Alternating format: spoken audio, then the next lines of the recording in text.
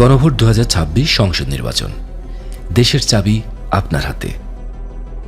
আপনি কি এমন বাংলাদেশ চান যেখানে তত্ত্বাবধায়ক সরকার, নির্বাচন কমিশন ও সরকারি কর্ম কমিশন অর্থাৎ পিএসসি গঠনে সরকারি দল ও বিরোধী দল একত্রে কাজ করবে?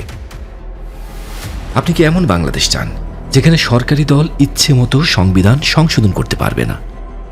আপনি কি এমন বাংলাদেশ চান যেখানে সংবিধানের গুরুত্বপূর্ণ পরিবর্তনের ক্ষেত্রে গণভোটের বিধান চালু হবে?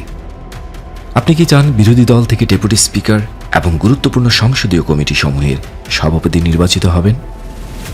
আপনি কি এটা চান যে যত মেয়াদেই হোক কেউ সর্বোচ্চ 10 বছরের বেশি প্রধানমন্ত্রী থাকতে পারবে না?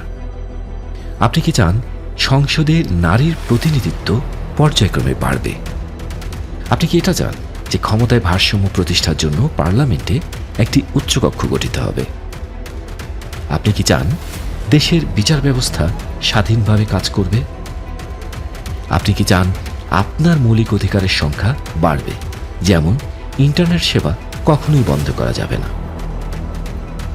আপনি কি এটা চান যে দণ্ডপ্রাপ্ত আসামিকে রাষ্ট্রপতি ইচ্ছে মতো ক্ষমা করতে পারবে না?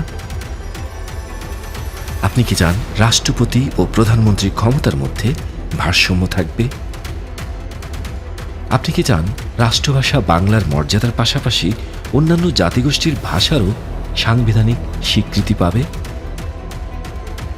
এই প্রশ্নগুলোর উত্তরে আপনার ভোট যদি হাতে হয় তাহলে আপনি উপরের সব কিছু পাবেন, আর যদি না ভোট দেন তাহলে কিছুই পাবেন না।